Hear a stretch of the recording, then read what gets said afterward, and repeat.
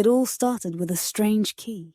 My friend Jake found it buried in the corner of his grandfather's attic. Its ornate design catching the light like a glint of silver. "Look at this!" he exclaimed, waving it in front of us like a trophy. The key was cold to the touch, sending an unexplainable shiver down my spine.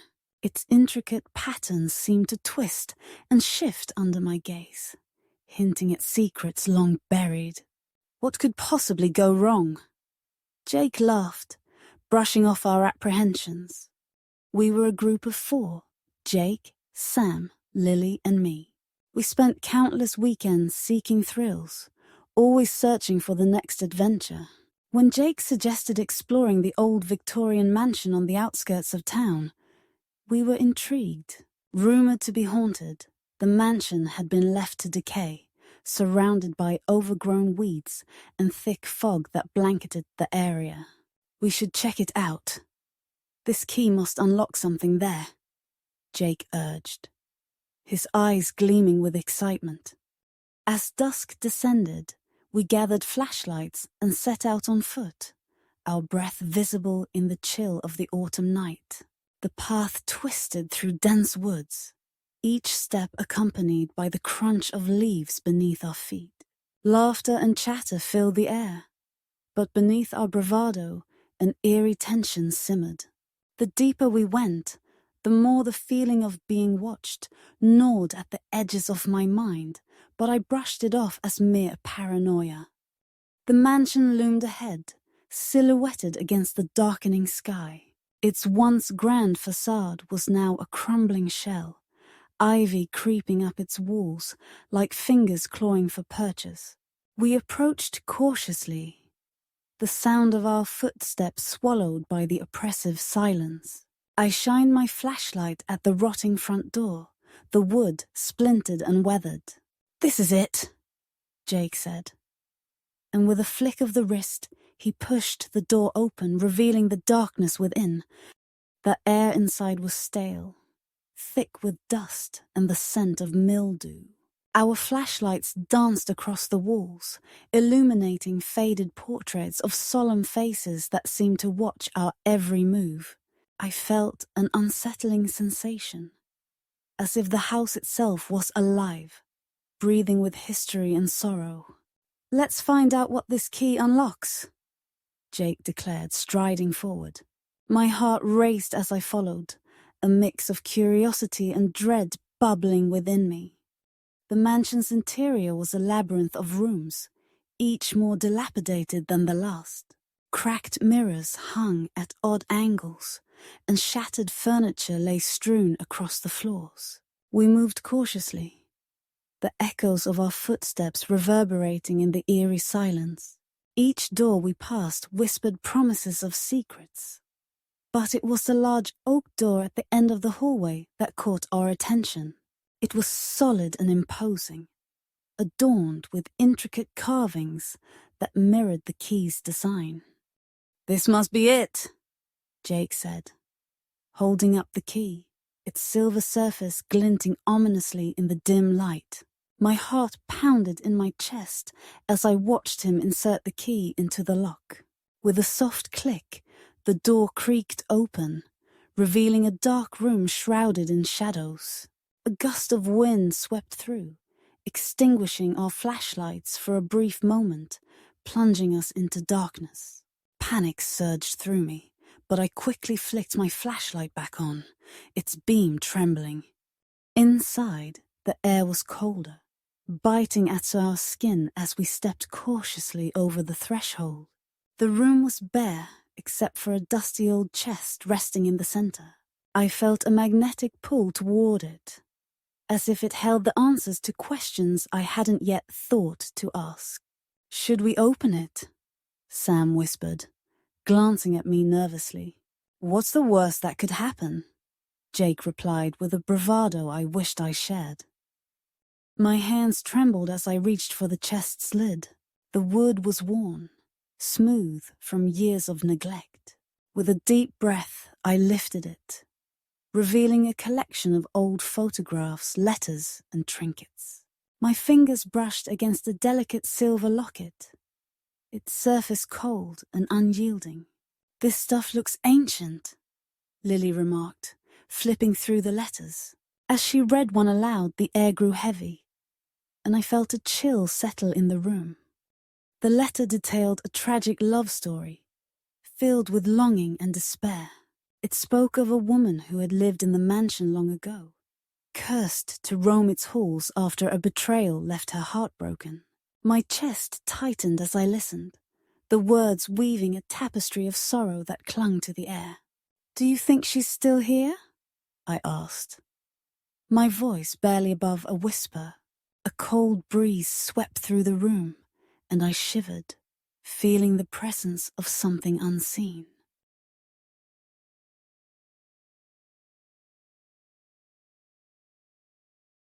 Just then, a loud thud echoed from the hallway, causing us all to jump. We exchanged nervous glances, the thrill of adventure turning to dread. "What was that?" Sam asked, his eyes wide with fear. "Probably just the wind," Jake replied, but his voice lacked conviction. We hesitated, the atmosphere growing thick with unease. "Let's get out of here," I suggested, but Jake shook his head, curiosity gleaming in his eyes. "We can't leave now we've come this far," he urged, pulling me back into the room. Against my better judgment, I followed him deeper into the mansion. We left the chest behind, venturing into another dark corridor. Shadows flickered at the edges of our flashlights, playing tricks on our minds. The feeling of being watched intensified, and I felt an invisible weight pressing down on me, as if the house itself was alive and aware of our presence. Each door we opened seemed to lead to another glimpse of the past. A child's room adorned with the faded toys, a study lined with dusty books, and a dining room set for a long-forgotten meal. With every step, the air grew heavier, and a sense of foreboding enveloped us. I could hear whispers echoing through the halls, barely audible yet unmistakably present. My heart raced as dread settled deep within my gut, urging me to flee. "Did you hear that?" Lily said, her voice trembling as we entered a dimly lit parlor. "It's probably just the wind," Jake insisted, but I could see the uncertainty flickering in his eyes. We stepped cautiously into the room, and suddenly, a door slammed shut behind us, trapping us inside. Panic surged through me as I rushed to the door, but it wouldn't budge. "Let us out!" I shouted, but my voice echoed back, swallowed by the oppressive silence. The air thickened with tension as the temperature dropped, our breath visible in the frigid air. I turned to my friends, their faces pale with fear. "What do we do now?" Sam whispered, his voice barely audible. Jake tried to pry the door open, but it remained locked tight. Just then, a low, mournful wail filled the room, sending chills down my spine. It was a sound of anguish that echoed through the walls, vibrating deep within me. I stumbled backward, my heart racing as I felt the presence of something sinister lurking in the shadows. "We need to find another way out," I yelled, my voice shaking. But just as I turned to leave, the room seemed to come alive. The walls closed in, and the shadows twisted, revealing distorted faces that seemed to reach out for us. My mind raced with terror, and I grasped for the door handle once more, but it remained unyielding. "What if we go back to the chest?" Lily suggested, her eyes wide with fear. "Maybe we can find something to help us." Reluctantly, we agreed, and I felt a flicker of hope as we retraced our steps, the echo of our frantic breaths filling the hall. But as we reached the room where we found the chest, I felt a surge of dread wash over me. The chest was gone, replaced by an empty void that seemed to mock our desperation. "Where is it? It was right here!"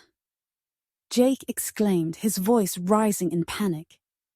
We searched the room frantically, but there was no sign of the chest or the secrets it contained. It was as if the mansion was shifting, erasing the remnants of our discovery. The whispers grew louder, a cacophony of voices swirling around us, drowning out our fear. "We need to get out now!" I cried, the urgency driving us toward the door. We rushed back into the hallway, but the mansion felt different now, as if it had rearranged itself. Doors stood ajar, leading us down dark corridors that seemed to stretch endlessly. I felt disoriented, every step echoing in my mind as if the house was playing a cruel game. Shadows danced in the corners of my vision, taunting us as we searched for an escape. Each door we tried was locked, sealing us further into the mansion's clutches. "This isn't right," I said, panic rising in my chest. "We have to stick together." But just as I said the words, Sam suddenly froze, his eyes wide with terror. "What's behind me?" he whispered, his voice trembling. I turned slowly, my heart pounding as I faced the darkness behind him. A figure emerged, shrouded in shadows, its face obscured. The air thickened with an oppressive energy, and I felt a wave of dread wash over me. "Who are you?" Jake shouted, his voice wavering. The figure tilted its head, and I could see its eyes glowing faintly in the darkness. "You shouldn't have come here," it whispered, its voice a chilling echo that resonated within us. I felt my blood run cold, realization crashing down on me. The stories of the haunted mansion were true. We had awakened something that had lain dormant for far too long. "We need to leave," I screamed, turning to run, but the shadows twisted and shifted, blocking our path. The figure moved closer, its presence suffocating as it reached out toward us. We stumbled backward, colliding with the walls of the hallway. "Get back!" Jake yelled, shoving Sam and me away from the advancing shadow. It felt as if the mansion itself was closing in on us, trapping us in a nightmare of our own making. We scrambled to find a way out, the darkness swirling around us like a living entity. I could feel despair creeping into my mind, suffocating my thoughts. "This way!" Lily shouted, spotting a narrow staircase leading to the upper floors. We dashed toward it, but the figure was relentless, its wails echoing through the halls, urging us to turn back. My heart raced as I climbed the stairs, hoping against hope that we could escape. The upper floor was just as eerie, with cobwebs draping the corners and moonlight filtering through cracked windows. I felt an unsettling calm, as if the house was biding its time. "We need to find a window," I said, scanning the rooms for an escape. But as we ventured deeper, the whispers grew louder, wrapping around us like tendrils of fear. Each room we entered seemed to drain our strength, leaving us feeling weaker and more lost. "We can't keep wandering like this," Sam said, his voice a whisper of desperation. I could see the fear etched on his face, mirroring my own anxiety. "What if we split up?" Jake suggested, but the idea sent a shiver down my spine. "No, we stick together," I insisted, feeling an overwhelming urge to protect my friends. We couldn't afford to lose anyone else. The shadows were closing in, eager to claim their next victim.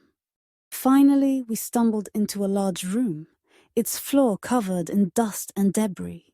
A grand chandelier hung from the ceiling, swaying slightly as if stirred by an unseen force. In the corner stood an old armoire, its door slightly ajar. "Maybe there's something in there," Lily suggested, her eyes glinting with hope. As we approached, I felt a flicker of unease, the air thick with a sense of foreboding. Jake pulled the doors open, revealing shelves filled with forgotten trinkets and dust-covered clothing. I sifted through the items, searching for anything that could help us escape.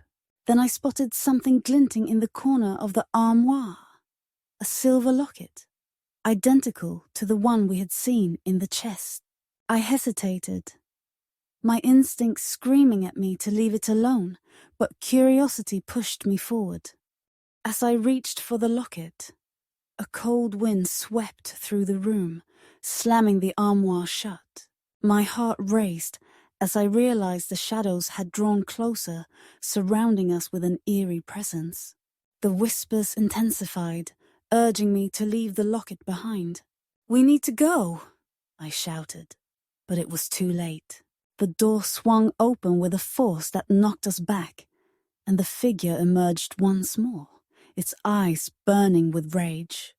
"You've disturbed the past," it shrieked, its voice a chorus of torment.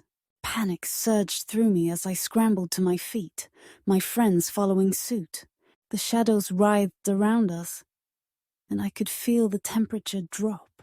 "Run!" I yelled, and we bolted for the staircase, adrenaline coursing through our veins. The figure pursued us, its wails echoing in our ears as we descended the steps. We burst through the front door, the cool night air hitting us like a wave. But as we reached the threshold, I felt a pull, as if the house were trying to keep us inside. "Don't look back!" Jake shouted, and I forced myself to keep running. The sound of the mansion's haunting whispers faded as we stumbled into the safety of the trees, the fog swirling around us like a protective shroud. As we fled through the woods, my heart pounded in my chest, and I dared not look back. I could still feel the presence of the mansion, its shadows lurking just beyond the tree line. "What just happened?" Sam panted, glancing over his shoulder. We need to get as far away as possible," I replied, my mind racing with thoughts of the haunted keys and the darkness it had unlocked. We finally emerged onto the main road, gasping for breath, but relief was short-lived. The feeling of being watched persisted, the lingering echoes of the mansion haunting our minds. "We can't tell anyone about this," Jake insisted, his eyes filled with fear. "They'll think we're crazy." I nodded, but deep down I knew that the curse of the mansion wouldn't let us go that easily. As the days turned into weeks, I tried to put the experience behind me, but the nightmares began, each one more vivid than the last. I would dream of the mansion, the shadows lurking just out of reach, and the figure's haunting wails echoing in my ears. I could feel the key's cold touch against my skin, a constant reminder of the darkness we had awakened. I wanted to forget, but the memories clung to me like a second skin. One evening, as I lay in bed, I heard a faint tapping sound coming from my window. My heart raced as I glanced outside, expecting to see nothing but darkness. But there it was, a shadowy figure standing at the edge of the woods, its form barely visible through the trees. I froze, unable to look away as it raised a hand, beckoning me closer. Panic surged through me, and I buried my face in my pillow, trying to block it out. Days later, I gathered with my friends to discuss what had happened. "We have to go back," Jake insisted, his eyes filled with determination. "We need to confront whatever is haunting us." I felt a surge of fear at the thought, but I also understood his need for closure. "What if it's too late?" I countered. "What if we never escape it?" But deep down, I knew we had to face our fears once and for all. We returned to the mansion under the cover of darkness, our hearts racing as we approached the front door once more. The air was thick with anticipation, and the weight of the past pressed down on us. I gripped the key tightly, feeling its cold surface against my palm. This time we were determined to face whatever lay inside. Together, we pushed the door open, the familiar creak echoing in the silence. The interior was just as we remembered, shadows lingering in every corner. "This is it," I whispered, the fear creeping back into my mind. We cautiously made our way through the hallways, each door we passed feeling like a challenge. The whispers returned, echoing around us like a warning. "We need to find that locket," I said, my voice shaking.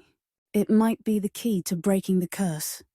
We navigated the labyrinthine rooms, retracing our steps to the parlor where we had first encountered the figure. As we entered, the atmosphere shifted, a palpable tension filling the air. The locket lay on the floor, glinting ominously. I picked it up, feeling a surge of energy coursing through me. But as I held it, the shadows began to writhe and twist, the figure emerging once more from the darkness. "You shouldn't have come back," it snarled, its voice laced with anger. The air grew heavy with dread, and I could feel the darkness closing in around us. "You've disturbed what was meant to be forgotten."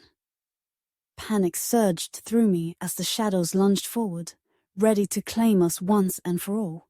In that moment, I understood the true horror. The mansion was not just a place. It was a living entity, feeding off our fear and despair. Just as we thought it was over, I felt an overwhelming urge to confront the darkness. "You can't keep us here," I shouted, holding the locket tightly. The figure faltered, its form flickering like a candle in the wind. "You have no power over us," I screamed, and with one final push, I flung the locket into the shadows. The room erupted in a blinding light, and as the darkness receded, I felt a weight lift from my shoulders. We stumbled back, breathing heavily as the figure vanished, leaving only silence behind.